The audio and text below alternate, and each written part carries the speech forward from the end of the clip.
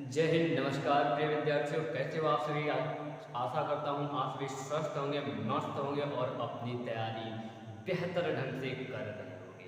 तो एक बार फिर से स्वागत करता हूँ मैं आज एक नई क्लास में। और आज का हमारा चैप्टर है विद्युत, यानी कि अध्याय 10 आपका समाप्त हो चुका है। यानी कि मानव नेत्र तथा रंग बिरंगा संसार हमने चैप्टर को खत्म कर दिया है। अब हम पढ़ने वाले हैं आज आपका पहली क्लास होने वाला है अध्याय 11 यानी कि विद्युत।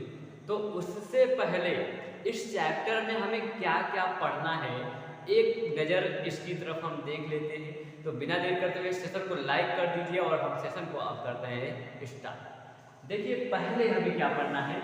इस अध्याय में हमें आवेश एवं धारा के बारे में पढ़ना है। उसके बाद से विभव एवं विभवांतर, विभव और विभवांतर के बारे में भी पढ़ना है।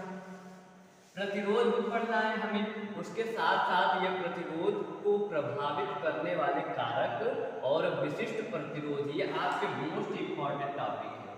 ठीक है, ये आपके इम्पॉर्टेंट टॉपिक है, ये बात ध्यान रखिएगा, इसमें से जरूर पूछे जाते हैं। इसलिए क्लास कभी मिस ना कीजिएगा, हर एक वीडियो आपको देखना ही जरूरी होगा, क्योंकि ये जितनी भी चीज़ें हैं आपके सिलेबस में हैं और सिलेबस से जो इम्पोर्टेंट है वो आपको मैं दिखाऊंगा। और सारी चीज़ें इसमें जितनी इम्पोर्टेंट चीज़ें हैं उसको तो मैं पढ़ाऊंगा ही साथ में, लेकिन सिलेबस जितना है उतना भी हम करते चलेंगे। ठीक है, अब देखिए उसके बाद आता है विद्युत परिपथ, ये भी हमारे सिलेबस में इसको पढ़ना है हमें। अब क्या करना है कि परिपथ में उपयोग होने वाले अवयवों का प्रतीक पढ़ना है। ठीक है, परिपथ में उपयोग होने वाले अवयवों का प्रतीक, यानी कि ये भी आपका इम्पोर्टेंट है। ठीक है, ओम का नियम हमेशा पूछा जाता है, आप सबको पता है कि ये ओम का नियम जरूर आता है, ये भी आपके लिए इम्पोर्टेंट टॉपिक है। ठीक है, अब देखिए प्रतिरोधों का समायोजन, प्रतिरोधों का समायोजन ये है और श्रेणी क्रम में, ये तो हमेशा ये यहाँ से भी आपका नंबर बनता है मेरे साथी, इसलिए इसे भी आप इम्पोर्टेंट कर लीजिए। यहाँ पे मैं जितनी इम्पोर्टेंट टॉपिक लगा रहा हूँ इसे आप बहुत बेहतरीन ढंग से अच्छे से तैयार कीजिएगा बस। ठीक है, आगे बढ़ते हैं समांतर क्रम संयोजन। समांतर क्रम संयोजन भी आपके लिए अच्छी टॉपिक है, ये भी पूछा जा सकता है। विद्युत ऊर्जा, विद्युत शक्ति किलोवाट, इलेक्ट्रॉन वोल्ट और फ्यूल, यहाँ से बात कर दे, यहाँ से लेके यहाँ तक की बातें। ठीक है, ये इसमें से आपके जरूर पूछे जाएंगे, ये टॉपिक आप बिल्कुल क्लियर कर लीजिएगा, मोस्ट इंपॉर्टेंट है ये टॉपिक आप सभी के लिए। तो आज हम इसमें से एक टॉपिक पढ़ेंगे, वो टॉपिक कौन सा हमारा होने वाला है, तो आपका आज का पहला टॉपिक होगा आवेश एवं धारा। तो इसके बारे में हम जानेंगे अभी कि आवेश क्या है, बहुत अच्छे ढंग से, बेहतर ढंग से। और बिना देर करते हुए सेशन को लाइक करके अपने दोस्तों के पास शेयर कर दीजिए, ताकि उन्हें भी ये पता चल सके कि हमें इस पाठ में कितने टॉपिक मोस्ट इम्पॉर्टेंट है जो हमको पढ़ना ही पढ़ना है। ठीक है, अब बात आती है हमारे पहले टॉपिक की कि विद्युत आवेश होता क्या है। तो जरा ध्यान से पहले समझ लीजिएगा कि मान लिया हमारे पास कोई पदार्थ है,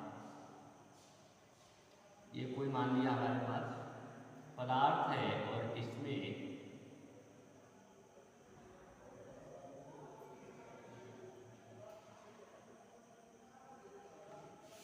क्या है मेरे साथी, इलेक्ट्रॉन है। क्या है, इलेक्ट्रॉन है। ठीक है, इलेक्ट्रॉन है। तो इसमें कोई पदार्थ में अगर इलेक्ट्रॉनों की संख्या बढ़ जाए, जैसे 10 होना चाहिए तो 12 15 हो जाए, या फिर घट जाए, ठीक है, या फिर घट जाए, तो उसमें एक प्रभाव होता है। क्या प्रभाव उसमें, उसकी क्या होती है, विद्युत तथा चुंबकीय प्रभाव उत्पन्न होने लगता है, और इसी को हम क्या कहते हैं, विद्युत आवेश। लेकिन अब इसे हम लिखेंगे कैसे अच्छे ढंग से, परिभाषा इसकी क्या होगी, तो जरा ध्यान से देखिएगा कि किसी पदार्थ का वह गुण जिसके कारण उसमें विद्युत तथा चुंबकीय प्रभाव उत्पन्न होते हैं, विद्युत आवेश कहलाते हैं। विद्युत आवेश को हम क्यों से प्रदर्शित करते हैं, और इसका मात्रक आपका कूलाम यानी सी होता है। क्या ये बात समझ में आई? विद्युत आवेश को हम क्यू से प्रदर्शित करते हैं, ठीक है। और इसका मात्रक जो होगा कूलाम होगा। अब इसका सूत्र देख लेते हैं, तो इसका सूत्र होगा आवेश बराबर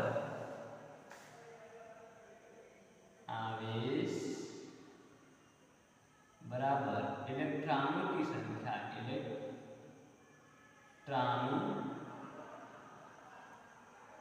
की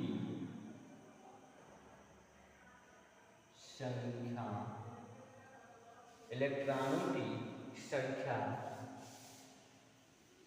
गुणे इलेक्ट्रॉनों की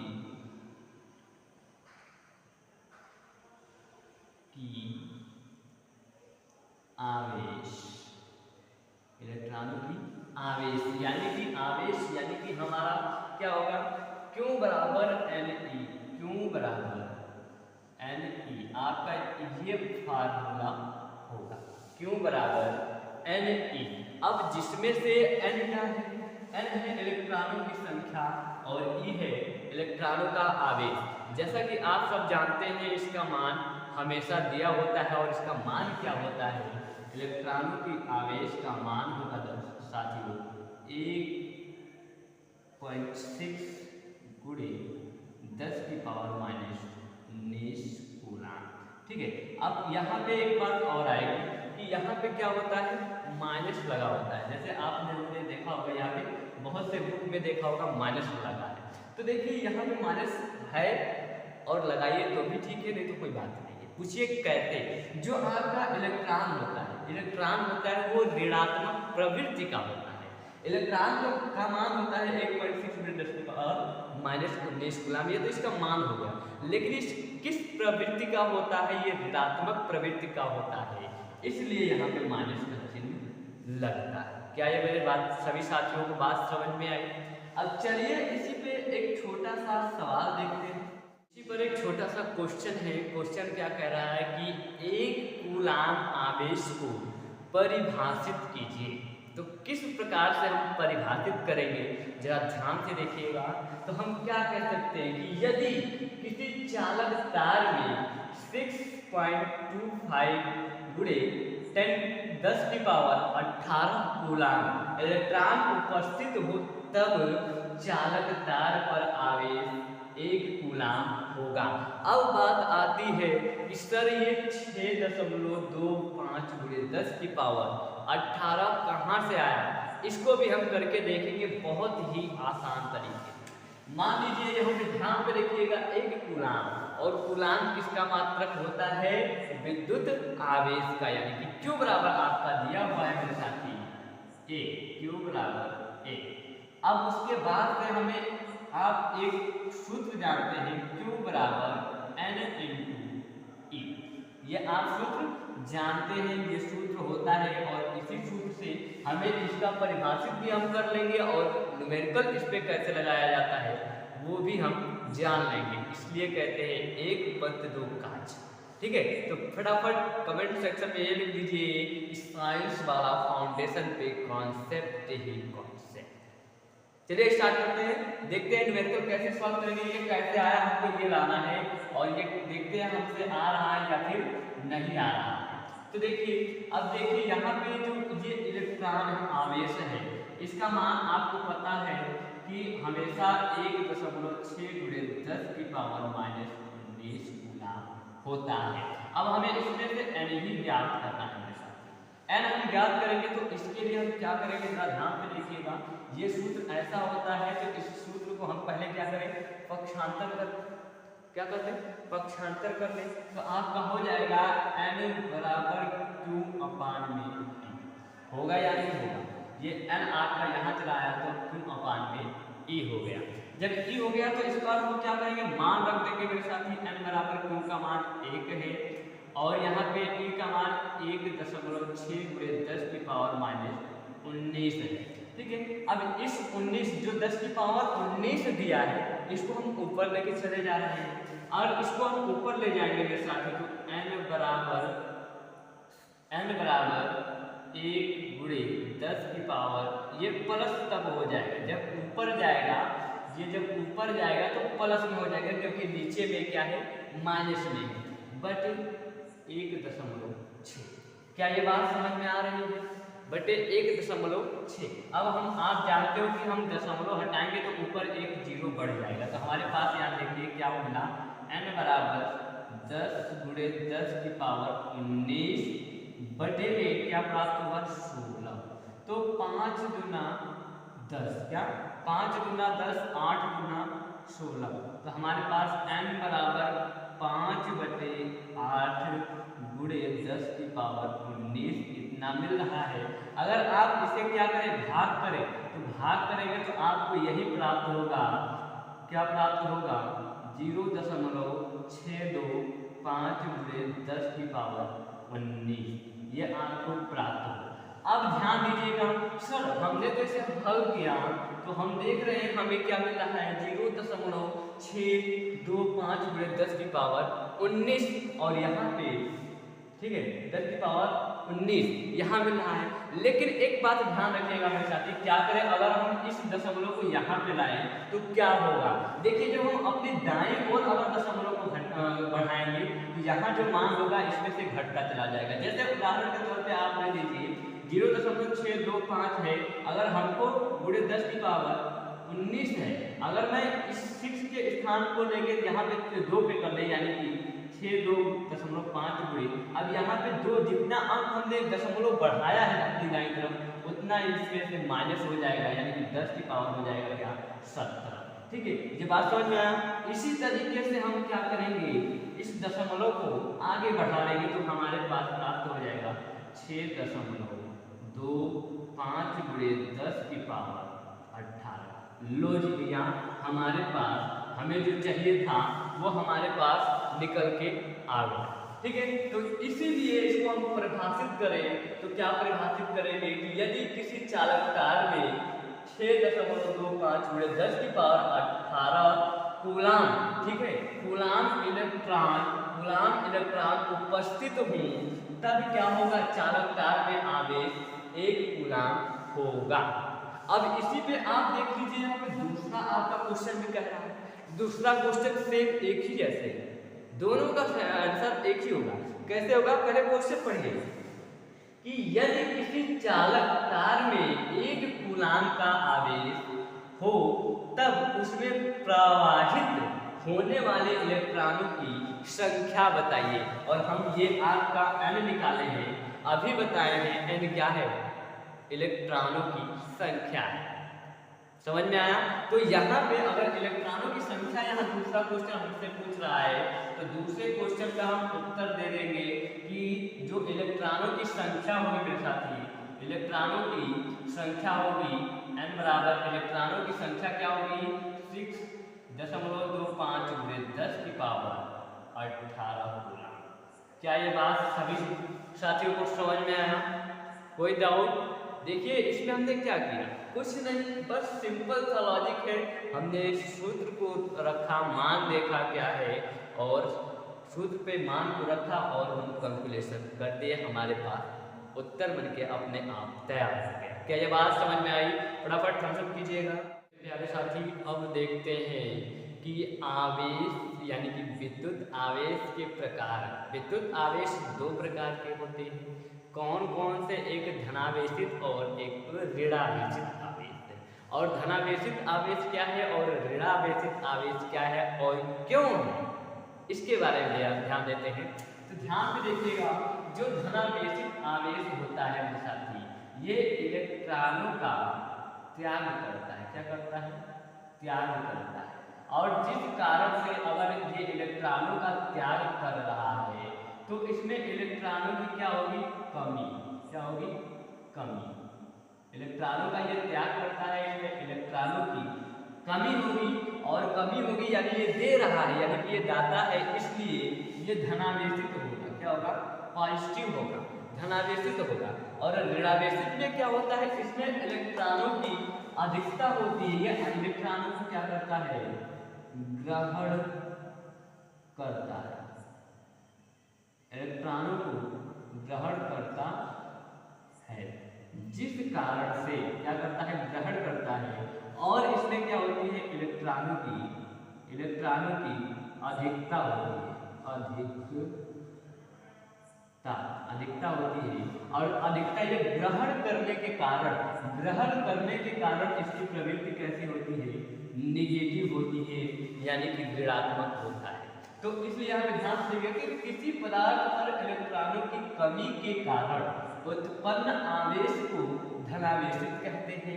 अब यहाँ पे ऋणावेशित आवेश में देखिए क्या कहते हैं, किसी पदार्थ पर इलेक्ट्रॉनों की अधिकता के कारण उत्पन्न आवेश को ऋणावेशित आवेश कहते हैं। अब इसी पर एक छोटा सा क्वेश्चन भी है हमारे समक्ष। अब इस क्वेश्चन को क्या देखते हैं, कैसे सॉल्व करते हैं। अभी एक क्वेश्चन हमने जिस फार्मूले पे लगाया था, इसी फार्मूले से पर एक छोटा सा और क्वेश्चन है, और देखते हैं कि इस क्वेश्चन को कितने लोग जल्दी से कर लेते हैं।